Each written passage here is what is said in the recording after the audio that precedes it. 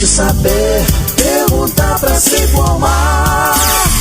Relógio Entrevista está no ar. Em 580 pelo site ou pelo app. Nós agradecemos sempre o seu carinho, a sua audiência. Bom, gente, conforme prometido, em meio à polêmica envolvendo a autorização para cursos de medicina pelo Brasil, dados do Ministério da Saúde apontam que o país conta com um número de médicos abaixo do que a Organização para a Cooperação e Desenvolvimento Econômico e o próprio Ministério da Educação consideram ideal. Bom, além disso, há discrepâncias, regionais. E para falar mais sobre esse assunto, eu vou ter o prazer de conversar agora com o advogado da Associação Brasileira das Mantenedoras de Faculdades, a famosa ABRAF, Grande doutor Daniel Cavalcante. Doutor, bom dia, querido. Bom dia, tudo bom, Paulo? Tudo tranquilo, fico à disposição. Opa, obrigado pelo carinho aí.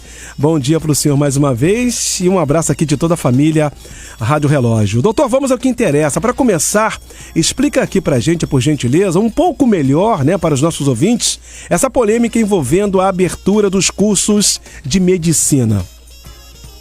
Várias instituições fizeram seus pedidos, os processos começaram a tramitar e no ano de 2022... a ANUP, a Associação Nacional de Universidades Particulares, ingressou com uma ação no Supremo, uma ação declaratória de constitucionalidade com o objetivo de declarar a constitucionalidade da Lei do Mais Médicos, que ela é de 2013, com o objetivo de dizer que somente poderiam ser autorizados os cursos de medicina que tramitassem, por intermédio do edital do Programa Mais Médicos. E, concomitantemente, houve um pedido de cautelar nessa ação declaratória de constitucionalidade para suspender todos esses processos judiciais e administrativos que estavam tramitando no Brasil. Então, a grande polêmica surgiu em função disso. Então, o processo foi para o STF, o relator foi o ministro Gilmar Mendes, ainda é o ministro Gilmar Mendes, que o processo ainda não transitou em julgado. Sim. E, na ocasião do julgamento dessa ADC, o ministro fez audiências públicas, ele não concedeu a liminar de imediato e, posteriormente, no ano passado, em meados do ano passado, ele concedeu a tutela, a liminar nesse caso, que havia sido pleiteada pela ANUP, mas garantindo a tramitação dos processos que tinham saído da primeira fase de análise do Ministério da Educação. Então, a grosso modo, o STF reconheceu a constitucionalidade da Lei do Mais Médicos como a única forma de autorização dos cursos de medicina, mas deixou, garantiu que esses processos que já estavam em fase mais avançada de tramitação, que eles fossem concluídos. Então, essa é a grande polêmica judicial em relação às autorizações dos cursos de medicina. Então, nesse caso, a discussão que foi tida no STF seria, será que os cursos de medicina autorizados pelo Mais Médicos, eles teriam mais qualidade do que os cursos autorizados pelos sinais, A gente sabe que no edital do Programa Mais Médicos funciona como se fosse uma licitação. Sim. Então, a instituição ela ganha direito de autorizar o curso sem ter construído absolutamente nada, Ou seja, é meio que uma aposta. Enquanto que a avaliação dos cursos que são feitos pela lei de sinais, a avaliação que é feita pela lei dos sinais, o curso tem que estar tudo pronto, a infraestrutura, a contratação de professor e um conceito satisfatório do Ministério da Educação. Essa é a grande polêmica, e essa discussão, porque o Ministério, no final das contas, a decisão do ministro Gilmar para a tramitação desses processos que conseguiram, que foram instaurados por meio de decisões judiciais, o ministro Gilmar determinou que eles fizessem o cumprimento também de algumas, dentre esses critérios de necessidade social, critérios de comprovação de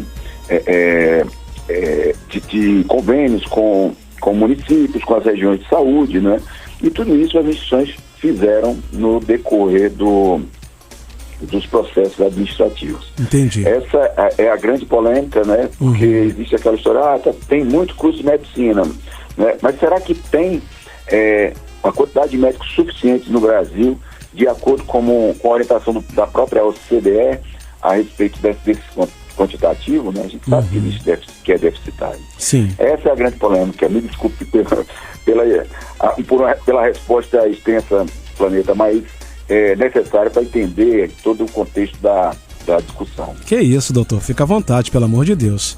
Doutor, já pegando carona aqui, falando do nosso ministro, né? Lembrando que o senhor falou que algumas faculdades, né, têm entrado na justiça para garantir a abertura dos cursos. O senhor sabe nos dizer quantos são? Aliás, né, só para explicar aqui para os nossos ouvintes, o senhor sabe explicar para a gente, né, ou melhor, nos dizer quantos são os cursos judicializados e de que forma isso tem afetado os alunos, no caso aí, né, que estudam nesses cursos?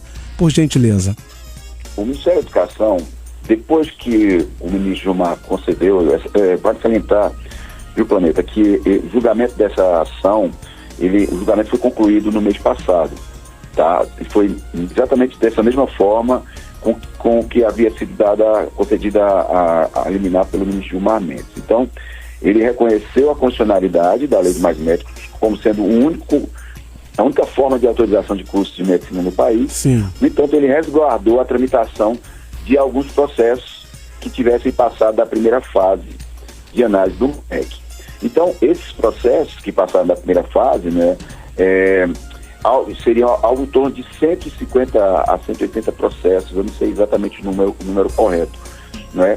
Mas, veja, isso não garante que esses cursos sejam autorizados, certo? Todos esses cursos serão autorizados.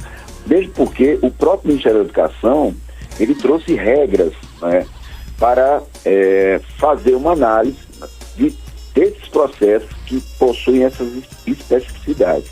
Então, vários cursos foram autorizados. Sim. E o MEC criou regras posteriores, né, para se ter ideia, que o Planeta tem curso de medicina que foi avaliado há mais de 10 anos, né, e o MEC criou regras, né, portarias criando padrões decisórios para cursos que se encontram nessa situação. Sim. Em dezembro de 2023, né? Ou seja, retroagindo para aplicar em cursos que já tinham sido avaliados, que aguardavam tão somente o parecer final do Ministério da Educação. Né? Então, essa é a grande polêmica, e esses cursos que estão em funcionamento e que o MEC posteriormente publicou portarias de indeferimento, né? Eles estão sendo, essa portaria está sendo questionada, inclusive essas portarias estão sendo questionadas no próprio STF, né? Em relação a essas instituições especificamente, né, que os alunos foi criado tem sido divulgado aí que, de uma forma muito incisiva, que os alunos estariam prejudicados, que estão estudando nessa instituição. Eu entendo de forma diversa, porque, na verdade, eles estão funcionando porque eles estão amparados com uma decisão judicial. E que eles já cumpriram com todos os critérios de avaliação do próprio Ministério da Educação, certo? Eu acredito que os alunos devam ter bastante calma nessa hora, as mantenedoras também estão tendo calma nesse momento, porque essa situação ela vai se conformar de acordo com o que foi decidido pelo ministro Gilmar Mendes, e não com aquilo que tem sido criado de forma atabalhoada pelo Ministério da Educação, com o objetivo exclusivo de inviabilizar as autorizações desses cursos. Entendi, doutor. Agora, doutor, o Brasil hoje precisa de mais médicos? Sim ou não, e por quê? Além disso, de que maneira ter mais médicos pode impactar o SUS? Quais são as principais carências no Brasil em relação aos médicos? Perfeito, excelente pergunta, Planeta. Veja só, no país existe uma carência de médicos. A Lei de Mais Médicos, quando ela surgiu, o objetivo dela era interiorizar o médico, né? É uma lei que, no momento que a instituição ela tinha aquele certame, como se fosse uma licitação, então a instituição ganhava a autorização para abrir um curso de medicina no interior da Amazônia, em algum estado da região norte, em que tinha carência de médicos, né?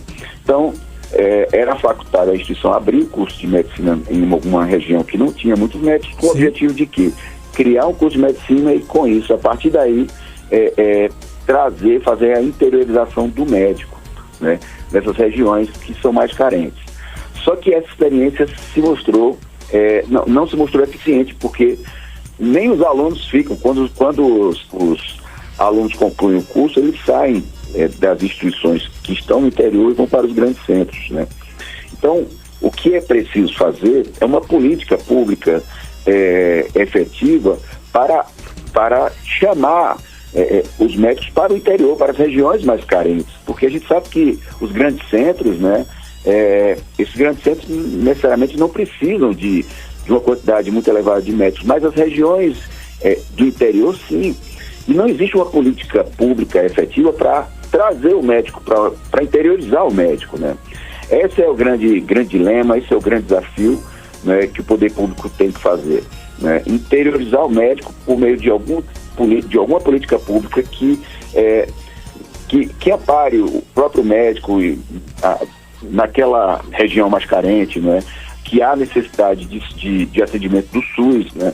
Também, certo? A gente sabe que, por exemplo, no Rio de Janeiro, que pese o Rio ter bastante médicos, né? A região de saúde do Rio de Janeiro, ela tem uma baixa densidade médica, é menor do que aquela prevista pela OCDE, por incrível que pareça, né? Então, há necessidade, sim, há necessidade de políticas públicas para a interiorização, né?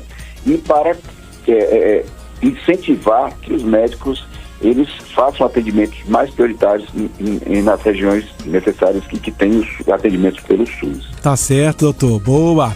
Doutor, para a gente poder encerrar aqui o nosso relógio de entrevista, está sendo bem divulgada essa matéria, né? Fica à vontade também para poder falar das suas considerações finais. Explica melhor isso para a gente, por gentileza. A gente tem feito essas divulgações porque tem muitas publicações aí que são realizadas de forma equivocada, né? Que esses cursos que são autorizados não têm qualidade. Na verdade, são cursos que têm qualidade, sim, porque essa qualidade foi aferida pelo próprio Ministério da Educação, pelo Conselho Nacional de Saúde, certo? Então, assim, alunos e estudantes, a comunidade acadêmica, a sociedade de uma maneira geral, deve tomar conhecimento do que está acontecendo, não é? E saber que, de fato, existe uma carência de médicos no Brasil, e o argumento contrário de não... da falta de necessidade de médico em razão de sabidamente reserva de vagas que a gente, de reserva de domínio econômico, que a gente sabe que é algo que estão tentando blindar. Sim. Fico à disposição de todos, né? A ABRAF é uma associação bastante atuante em defesa das pequenas faculdades, né? E que a gente tem acompanhado isso de uma maneira bastante proativa, porque o objetivo é exatamente resguardar as pequenas faculdades em detrimento de grandes grupos econômicos que geralmente são os grandes vencedores desses certames da Lei do Mais Médicos. Eu fico à disposição, a ABRAF fica à disposição, né? abraf.org.com.br, né? É uma associação bastante atuante em defesa das pequenas faculdades e está lá para tirar as dúvidas de todos, tá? Agradeço bastante a atenção e o convite também, viu? Até a próxima. Grande abraço, Planeta. Valeu, doutor. Um abraço pro senhor, aqui do seu amigo Paulo Roberto Planeta e de toda a família Rádio Relógio, hein? Espero poder falar com o senhor novamente. Gente, lembrando que eu conversei com o advogado da ABRAF, doutor Daniel Cavalcante, sobre a polêmica envolvendo os cursos de medicina no Brasil e também a necessidade de mais médicos no país. Com certeza a gente vai ficar de olho e o doutor, né, vai ter outras oportunidades, né, aqui com a gente. Bom, doutor, tenha um bom dia, até a próxima. E lembrando a você que está acompanhando a nossa programação, se ficou interessado, quer ouvir de novo, ouvir só uma parte, essa entrevista ficará disponível a partir de amanhã em formato de podcast nas principais plataformas digitais. Tá ok? Essa edição foi pra conta, hein?